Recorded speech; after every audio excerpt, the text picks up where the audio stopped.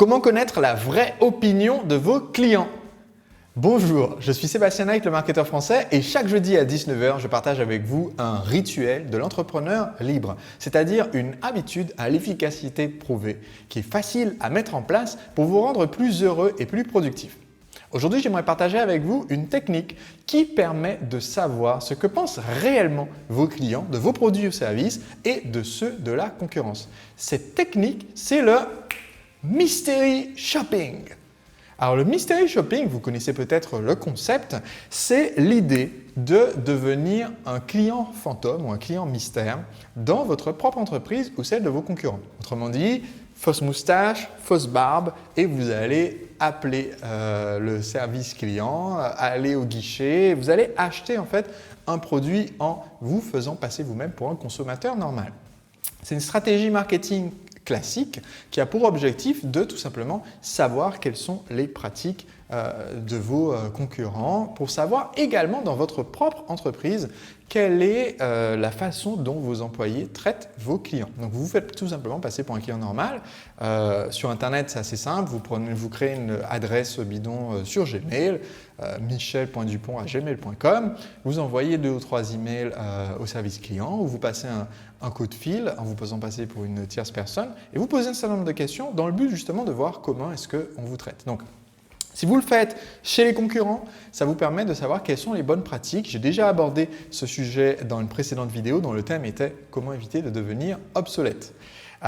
Si vous le faites donc, chez les concurrents, comme je disais, ça vous permet de savoir ce qui se fait ailleurs. Et par exemple, certains des PDG avec le plus de succès au monde, comme Sam Walton, le fondateur de Walmart, la plus grande chaîne de supermarchés au monde, eh bien, Sam Walton passait ses week-ends à aller dans des supermarchés, pas les siens, ceux des autres, et juste pour voir en fait dans différentes villes quelles étaient les bonnes pratiques, la bonne façon de disposer les rayons, la bonne façon d'accueillir les clients, ne pas reproduire les erreurs que lui, il vivait mal en tant que client et adapter et utiliser et améliorer toutes les bonnes pratiques.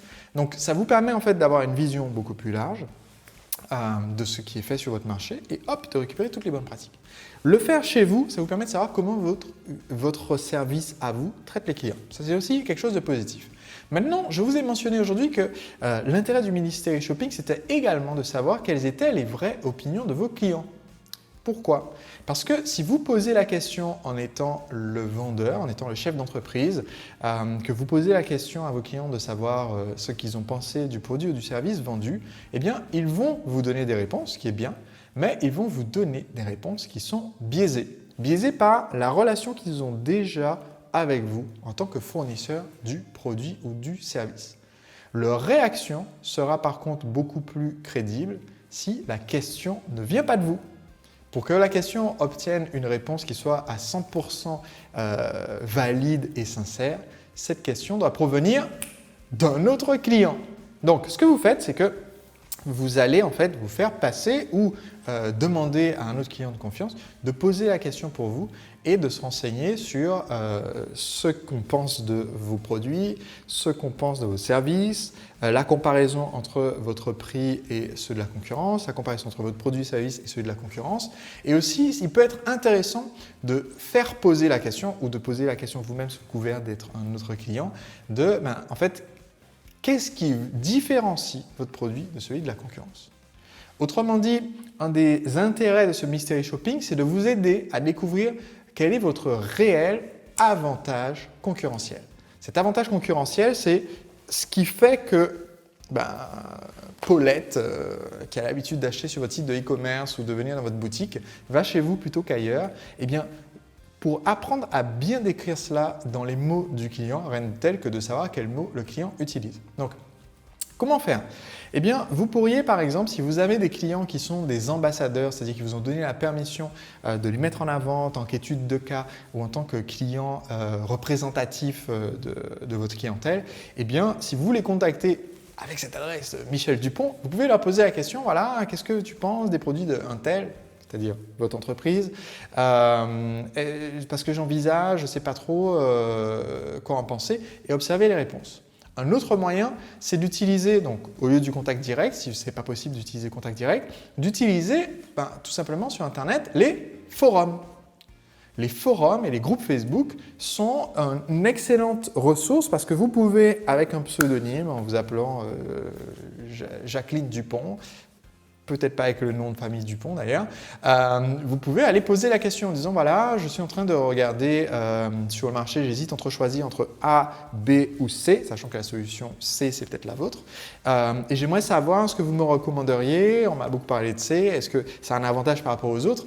Et comme vous allez poser la question non pas en tant que fournisseur mais en tant que client, les réponses que vous allez obtenir sont des réponses sincères. Alors il faut évidemment que vous soyez prêt à accepter le fait que les retours ne seront peut-être pas ce que vous attendiez, ne seront peut-être pas aussi positifs ou élogieux que ce que vous attendiez. Ce n'est pas la peine de vous lancer dans une grande campagne d'évangélisation des personnes qui vous ont répondu en vous disant « Ah non, non, non, le produit C, laisse tomber, il faut absolument acheter A parce que c'est moins cher ou B parce que c'est plus de qualité, mais C, ça ne vaut pas le coup, c'est à la fois trop cher et pas assez de qualité. » Si vous êtes le produit C, vous devriez en tirer la leçon plutôt que d'essayer d'évangéliser les gens en les contredisant, parce que le but c'était d'obtenir de l'information, ce n'est pas d'aller faire de la propagande.